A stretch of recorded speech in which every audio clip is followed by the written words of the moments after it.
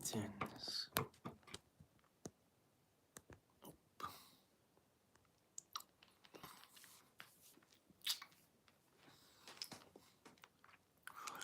Actually, if you could see if anybody could hear it.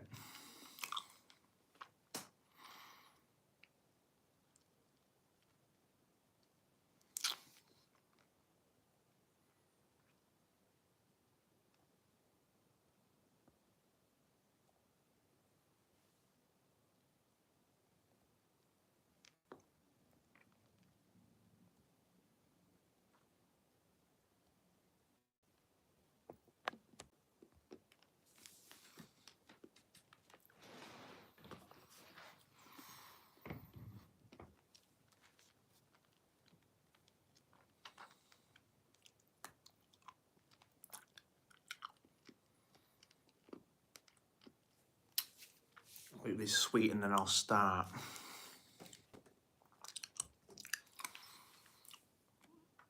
Why is this on the piss?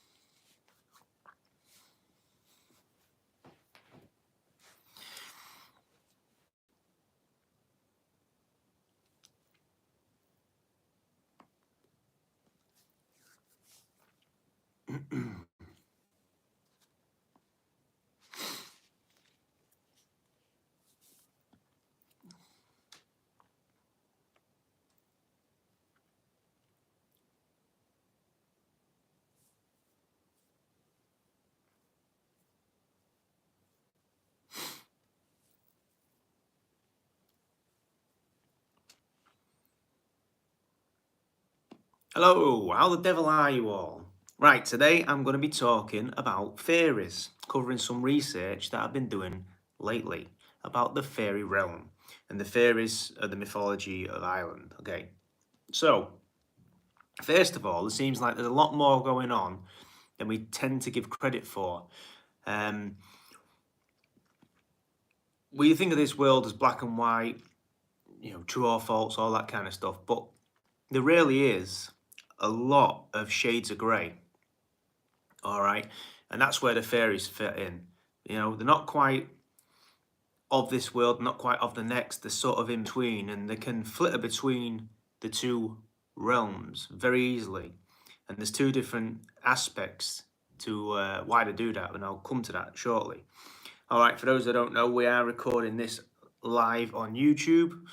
I think going forward, that's going to be the plan for the shows now. Obviously, they'll still get them as a podcast. If you listen to this on a podcast, it's still a podcast. But when we record them, we're going to try to record them live on YouTube. And then what we might do in future episodes is if anyone's got any questions about the episode we've done, then obviously we can answer them at the end of the show. So, something, just something different. But anyway, that's the plan. Obviously, we haven't been able to get together at all, and I'm doing this on my own for that very reason. Work's just been crazy, so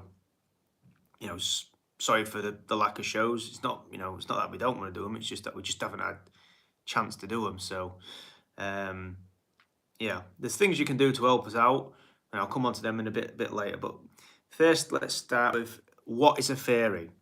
All right, so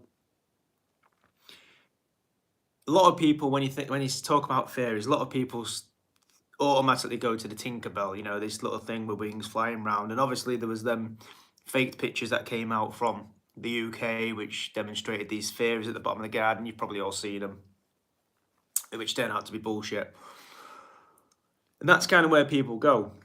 But fairies can come in many different types, all right? And again, we call the realm of all these entities the kingdom of the Fae. All right, I call them the Grey folk because the ones I've seen have been grey, but the fairy folk, the Grey folk, the Fae, that's kind of what they are. What they look like is, you might depict them as a pixie. A leprechaun is obviously a very easily recognizable example of a fairy. Elves, brownies, similar. Dwarfs, gnomes. And then we come on to the extremes, if you like, the banshees, things like that. So, and again, banshees aren't always like the Grim Reaper, the skeleton in a veil type thing or a hood. They can be, but sometimes they can appear as normal people. All right, and there's an example of that way back in Ireland. There was I think I told it on the show before, but there was a couple of fellows just walking back from the pub. So it's late at night, and on the way back to the house, they passed a lady sitting brushing her hair. All right, one of the guys chanced his arm with this lady, and she was having none of it. All right, so he tried again, and again she's still now and none of it. And he basically, at that point, called her a rude name and wandered off, into the night. It was only his mate was pointing out that you shouldn't do that because you don't know who that person is, and it could be a banshee. All right, so he gets home, and then all of a sudden, there's a rattling on the door, and the windows are rattling, and the whole house is vibrating. And his mother's there, and she's saying, "What's going on?" So they tell her what happened, on the way home, and she says, "You've met the banshee." I should point out that he actually stole the comb off her, right? So she'd come back. The banshee had actually come for the comb. That's what was going on here.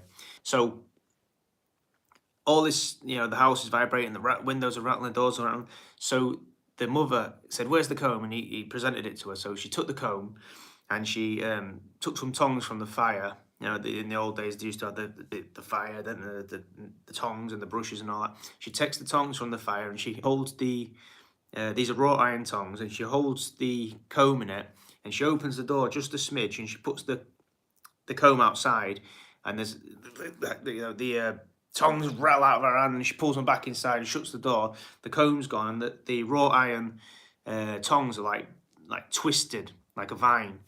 And she said, if you'd gone outside, that's what happened to you. You don't mess with a banshee, and that's an example of a banshee there. In England, in Lancaster, we have what's called basically goblin dogs. All right, and there's a farm in Lancashire where they used to have a particular, at a certain time of night, this dog would wander in and sit by the fire, and it was known as the goblin dog. And at that point, you would just leave it be. You wouldn't mess with it because this is another way a fairy can present itself. This is the belief. Incidentally, in Ireland, they had similar goblin dogs tales there, where if a dog would wander in at a certain point at night or the night time, that would be your cue to leave. You'd put some food down, some water down for the dog. It'd normally kill it by the fire, and then you'd make your way to your bedroom, and you wouldn't come back down until the morning, and the goblin dog would be gone. All right, so that was another thing that just tended to happen fairly regular, but goblin dogs. Lights is another example of fairies, which we don't really talk too much about. The lights, or the orbs as people call them now, the will-o'-the-wisp is what we have in the UK. And again, these have been, many examples have been given that these are swamp gas, or these are, there's actually a video online on YouTube, and if you go watch it, it's light. I don't know what you'd have to put in to get it, but I don't know, something like breaking granite light, something like that, and it might come up. But essentially, when you break granite or friction between two pieces of granite, you get these balls of light that sort of spill out and this sort of float around for a little while, mostly just like brief, really brief. But these are small amounts of granite. If you imagine a bigger amount of granite, it might produce a bigger light. So there might be an explanation for these lights, but not all of them. Swamp gas, that's another theory, and that explains a few, but not all. was it 1967? A ball of glowing light was seen over an Air Force base, and it was dripping. It's said to be dripping like molten metal from it, and it basically hovered around the base and shut down various missile silos and etc. etc. That was Maelstrom Air Force Base. I think 1980 there was a base in the UK that was basically the same thing happened there, and then obviously the now sort of legendary Rendlesham was 1980 as well. Same thing happened there. This ball of light came in, was seen going through the woods by the base commander. She was out there. She saw it. Incidentally, if you listen to Gary Esseltine, she's the base commander that night. Has basically never been seen again. Never spoke about it. I know he's doing a film on it, so I don't know if he's managed to contact her or not. But the events that happened that night was enough to make her say, "That's enough for me," and go. All right. So this ball of light came in, and again, this ball of light was zipping through the trees. It had an intention. It was going somewhere. It knew where it was going. That's not swamp gas. That's something else. And again, in the old days, before these sort of pagan beliefs, before Christianity got its teeth into things, because Christianity would say this is all superstition, and then it replaced this superstition with its own brand of superstition. All right, but that's basically what put way to the fairies in the United Kingdom at that point. Was Christianity didn't want to know. Incidentally, in Scandinavia, they believe very much the same in these fairies, or they're given different names. And it was tradition at a certain point of year in Scandinavia to put an offering out behind the back of your house. You put an offer out, whether that was butter or cheese or whatever it was, to appease the fairy folk. All right, so that's a brief introduction to fairies. And again, like I said before, will-o'-the-wisp is something we have here. There's Black Annis in Leicester. She comes across as more or less a witch, is what you'd say. But that's believed to be, some sort of fairy. Again, here's one, 1962, a Somerset farmer. All right, so this is Berkshire Downs, and what happened with this lady is she was a farmer. She knew the land. Her ancestors grew up in the area. She'd been there all her life, and she was tending to normal duties.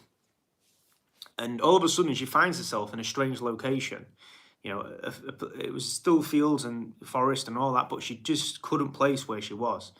She started getting a bit, nervous, a bit anxious, and she started following a trail. Now, she followed this trail, and on this trail, there was a little man dressed in green. All right, so, you're thinking leprechaun. That's kind of what you're thinking here. That's what she saw. All right, so this little man in green knew her by name. She was obviously worried at this point, and she was calling out to this man if he could help her. She was looking for any sort of help, and this little man said he could help her. All right, so he asked her to follow him, took her by the hand, and led her through this hedgerow. When she came out on the other side, she was back in the field that she knew, she'd known all her life. She turned to thank the guy, and he'd gone. All right, so this is an example of a fairy helping someone. They don't always take you. All right. A lot of times they do, but there is two schools of thought, or two courts of fairies, good and bad. And I'll come on to that, in a minute or so. As an example here, a woman on a holiday in Cornwall with her daughter came across a small man in green with pointed hood and ears. They were so alarmed they ran for the ferry, cold with terror. Another eyewitness account in the 20th century says basically the same thing. So do you believe? So you've got, like I say there, a few examples of the same creatures being seen in the same locations by, people from varying degrees, different degrees of life, and etc., etc. We know nothing about it. Okay, so then we come on to the rules. There's rules of engagement when you talk about fairies, things you should do and things you shouldn't do. All right, so we'll just go through them here so you can, in case you encounter one, you know what to do. Be polite, all right? So don't insult or interrupt. That's very important. Don't do anything that can offend the Fae, okay?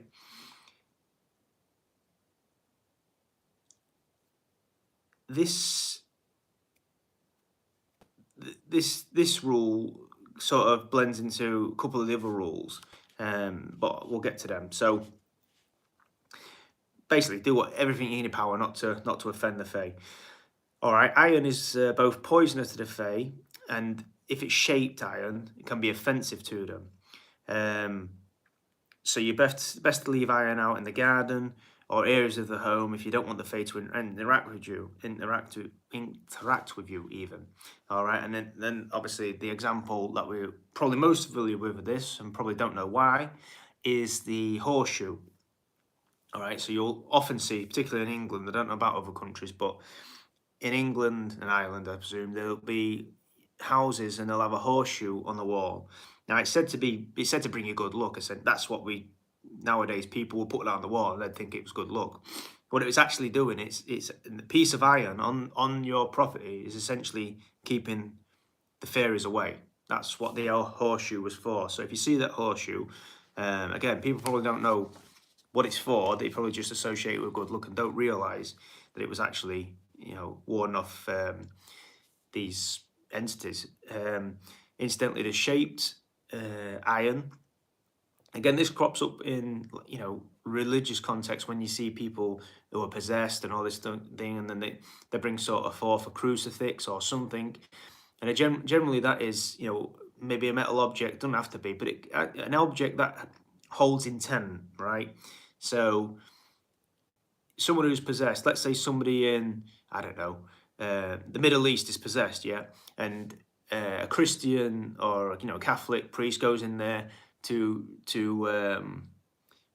remove this spirit, right? He will take his crucifix, his rosary beads, all that sort of stuff, and that will do the job because it's not really necessarily about the religious iconography. It's all about the intent that's put on the object, and in this case, it would be the crucifix. But for this case, we're talking about the horseshoe. So as long as you know what it's there for, then it'll do the job. But iron is key. And again, people used to wear a lot of iron and stuff like that. So that's another thing. Be interesting, wouldn't it, if you could look up the missing 411, because this sort of rolls into missing 411 a little bit. Where people go missing, the Dave Plaidy stuff. Fantastic. Watched all the movies. I watched the latest one, which was the UFO connection. That was amazing. There's a couple of bits in it that didn't make sense to me. Just storyline wise, I couldn't really get my head around it. And I watched it a few times and I still couldn't get my head around certain things that happened in certain orders.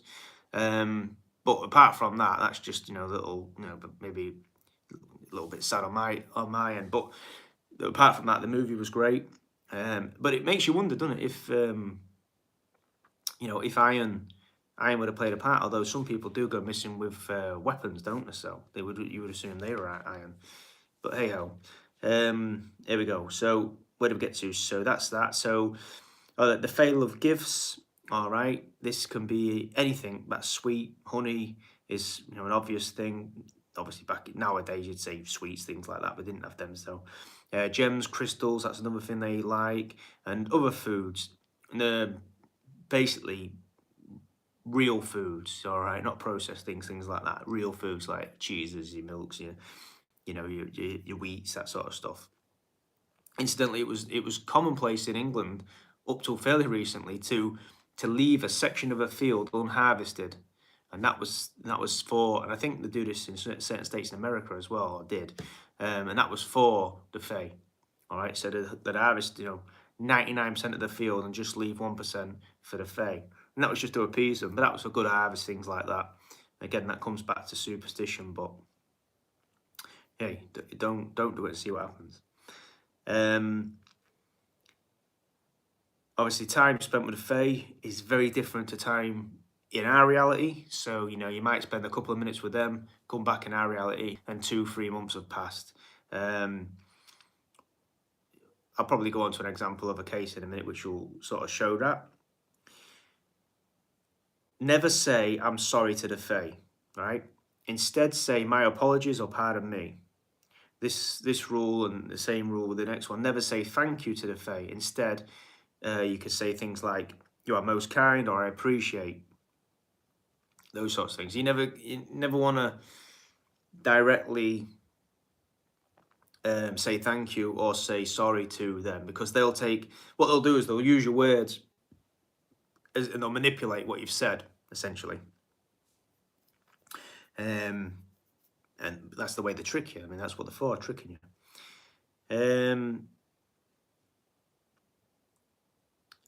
When speaking to the Fae, listen very carefully, because often there is much they are saying that is unsaid. All right, so read between the lines. Again, this is the way they trick you. They'll sort of say something that sounds plausible, but if you actually think about what they're saying, it's a trick.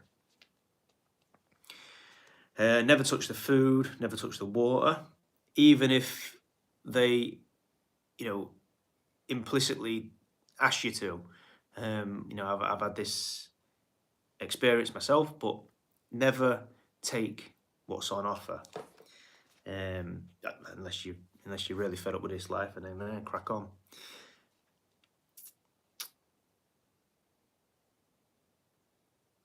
Okay, what's the next one? So the Fae protect the earth, so make sure you do your part to keep it healthy and clean. And this doesn't mean fucking carbon before you go on that shit. No, this just means maintain places. So if you're a farmer, you look after the land. You don't. I mean, farmers do anyway. They have to look after the land. That's the whole point of thing. But it's just keeping everything in balance, essentially. Not too much of one thing and that. Again, many cultures around the world that deal with, they'll call them elves or dwarves or things like that. They're essentially Fae. They will leave places intact. So say they're building a road in Scandinavia, is quite famous for this. If they're building a road and there's a fairy mound, they will actually take the road around it rather than disturb the fairy mound. And again, it's just something to be aware of. Just be careful. We see this, don't we? And we see this in poltergeist activity and things like this.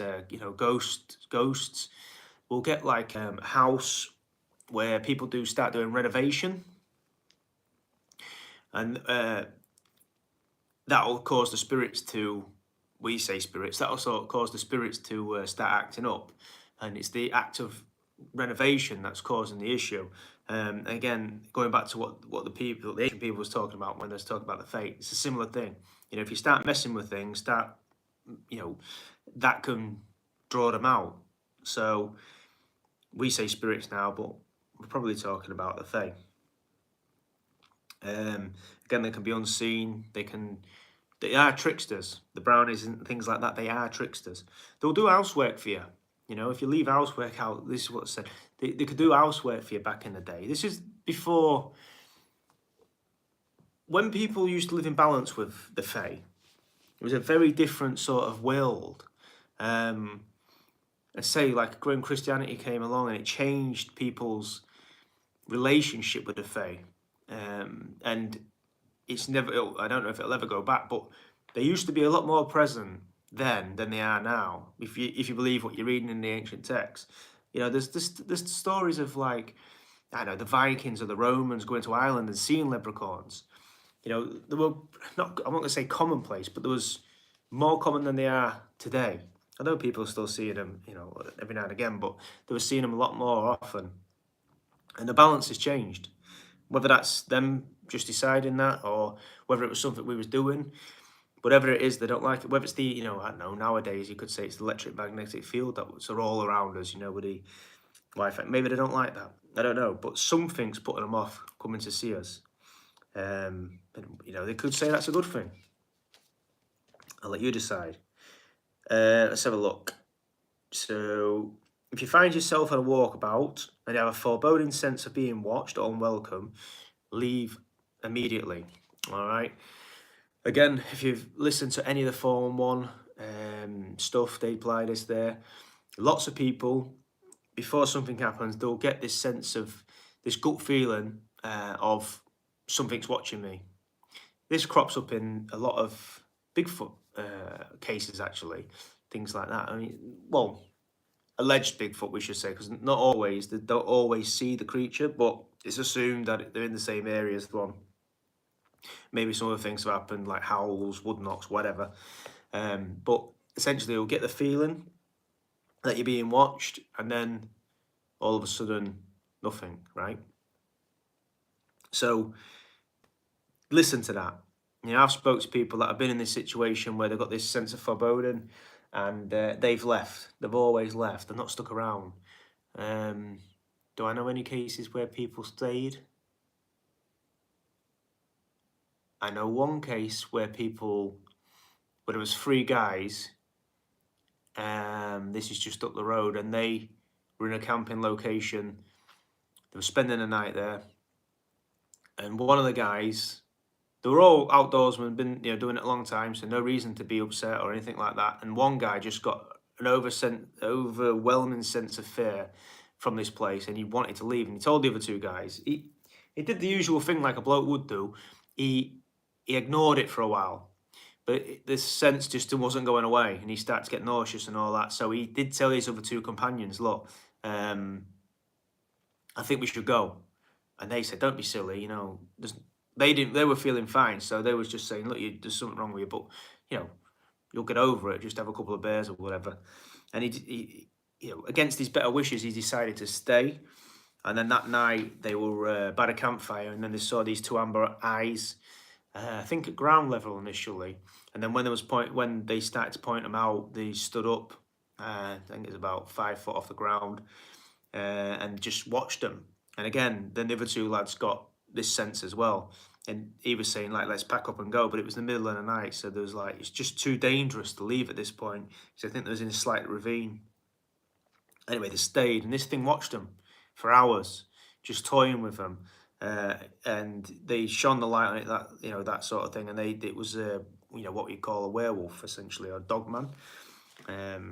But they got the sense to leave and didn't act on it. And again, it's difficult if you've planned to go somewhere and you're excited to be there and all that, and then you get this feeling, I can understand why you wouldn't want to leave, right? But just bear it in mind. That's what I'm saying. Just bear it in mind.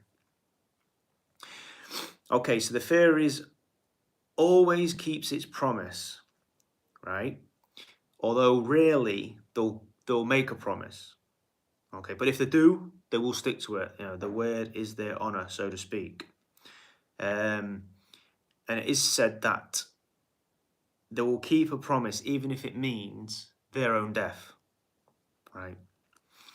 So they won't go back on a promise. That's why they don't offer promises, essentially.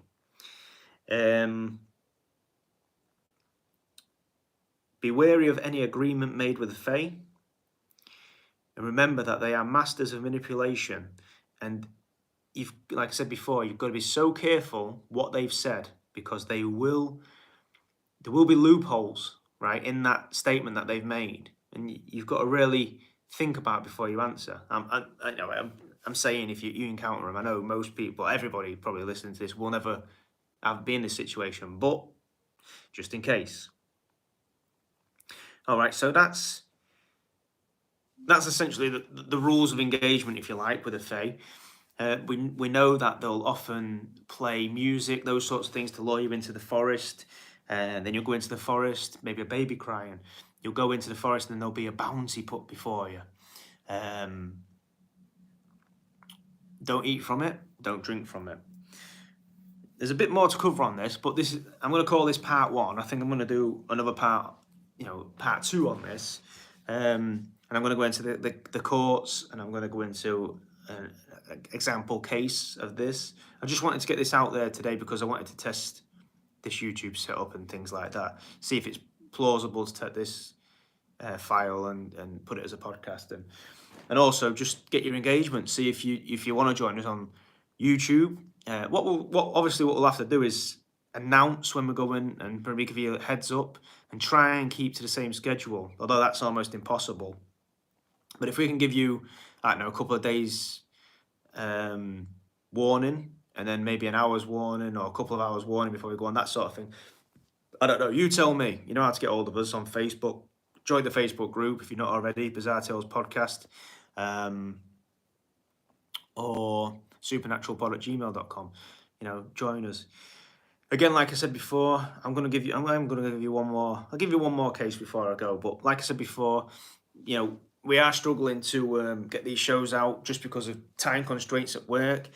So there are things you can do to help us, and some of them are, getting off your ass. I know that's difficult for a lot of people these days, but I know you guys are pretty good to us. So if you can, then check out our website for the t-shirts. I'm wearing one here. If you're watching on YouTube, I think this will be uploaded to YouTube, so people can watch it for forever essentially. But yeah, if you're watching on YouTube, then this is one of our t-shirts that we do. We do many different designs for boys, for girls. So go and check them out. There's pretty much something there for everyone. The actual t-shirt quality is amazing. Yes, it is a little bit more on the expensive side for a t-shirt, but if you actually wear the t-shirt, you'll enjoy it. So it is one of them. It's all repurposed cotton and things like that, so it's all eco-friendly and all that stuff. So keeping in way with a fay, eh? So yeah, go and check the t-shirts out. There's a link in the description. If you go onto the Bizarre Tales podcast group on Facebook, there'll be a link there, things like that. So many ways, and that helps us. But if you don't want to get off your ass and you're that lazy, you can't even help us out, but you listen to the content, then other things you can do is subscribe. If you can subscribe on multiple different platforms, again, you're only listening to us once, but if you subscribe to us on multiple different platforms, that helps the algorithm. All right, so that's something you can do without even, get off your ass, so to speak. So it would appreciate you if you helped us out with the t-shirts, because obviously that allows us more freedom to do what we need to do and get these shows out. Not work 24/7. But anyway, what was I saying? Oh yeah, so another example of that, going back to that missing 411 kind of connection thing, if there is one, it's maybe dubious at best, but there's an example of two shepherds back in Ireland, and this would be like the 17th century or so, and they'd been tending to the fields. They're walking back down a path towards home, and they hear this music playing from a copse of trees, just up the way there, and they hear this music and laughter and singing, and one of the guys like, let's go and check it out, sounds really good. And the other fella just recently married. All right, so he was called Tom. So he said to Dick, he said, "No, I can't." He said, "My new wife will kill me if I don't come back in time." So Dick says, "Well, I'm going to go. Do you mind if I go?" And he says, "No, of course. Go and knock yourself out." So off he goes, and he says, "I'll catch you up later." So he goes off to see what there's going on over there, and Tom goes home. So Tom goes home, tells his wife. She says, "Where's Dick?" And he says, "Oh, he's gone to this party in the woods." So he says, "Okay, but he's coming later. He'll catch us up later." Anyway, that night passed, and Tom never arrived home. He didn't arrive. So Dick didn't arrive home that night, and he didn't arrive for work the next day either. And a couple of days went past, and he never turned up. So the locals were getting pretty anxious. What's happened to Dick? So they told the local police force. They went out to investigate, and couldn't find no tracks of him, no sign of him. So they arrested Tom because he was the last person to have any contact with him. He was seen with him just before he left to go home. So he was the last person that was seen with him. So essentially they arrested him for his murder. Rumours were going around the town. You can imagine that he'd done something, that sort of thing. So he was arrested and he was incarcerated in a local jail. Now his wife, or his new wife, knew this wasn't the case. Well, she believed her husband, so she started asking around the village, if anyone could help her prove his innocence. And one of the locals said, "You might need to talk to this wise man that lives on the edge of the village. He might have some idea what's going on here." So she did. So she went up there and sought him out and told him what had happened. And he listened, and he said, "This is the work of the Fae." And she was saying, "What do you mean?" And he was telling her that they can take people like this, they'll trick people with music and song and things like that. So you'll want to go, gravitate towards it. As soon as you're there, you'll maybe take a piece of food or a drink, or they'll offer you, they'll say something, and then you sort of become contractually obliged to stay. So she said, "Well, what can we do?" And he said, we have to wait a year and a day. All right, a year and a day. So this crops up at many of these tales. You'll see this 1 year and a day cropping up, and there's other examples that I might give you on part 2. But so a year and a day, to the day he went away, the wife met this wise man, and they went to the spot where he'd been seen last. And they themselves heard this music and the laughter coming from this woods. So they walked over there, and as they went into the woods, they saw this bright light and beautiful sunshine day, and these people dancing like in the ring a ring rosy type dance and dancing around. And they saw Dick there laughing and going along with it. And the wise man run over and pulled Dick out of the circle. And they fell on the floor, and Dick was saying, "What what are you doing? What are you doing? I'm enjoying myself with these ladies and all that." And the wise man said, "No, they're not. They're not ladies. They're fairies."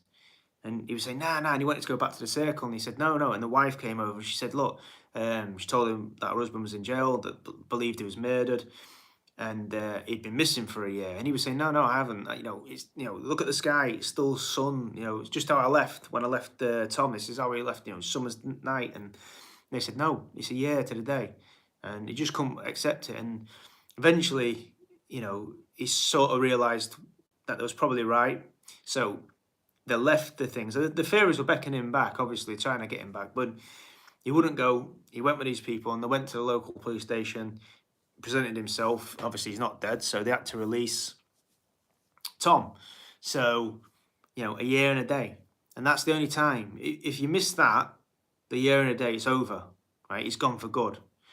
He's become part of the fairy kingdom. But again, for him, only 15 minutes had passed, but a year and a day had passed in our reality. So that speaks of this this time difference, that this control of this realm that they're in or whatever. Very different to our understanding of of nature and laws and things like that. So who's the masters of this reality? The Black Sabbath album, innit? But yeah, who's the masters of this reality, really, when you think about things like that? So I'll leave it there for part 1. I'll probably record part 2 some point this week, and I'll give you another couple of examples of people that got themselves in situations with the Fae. But that's been it for now. So let me know if this is the way you would like us to do it, if you want to join us on YouTube. And again, if people ask questions, then we will be able to answer them. So that'll be something different, just something different on to offer to you. Like I said before, if you can help us out, please help us out. Check out the t-shirts. I'm sure there's something there for everyone, believe me. And if there's something in there that you'd like to see on a different colour or whatever, then just message me and I can sort that for you. So thank you very much for listening, and we will see you on the other side.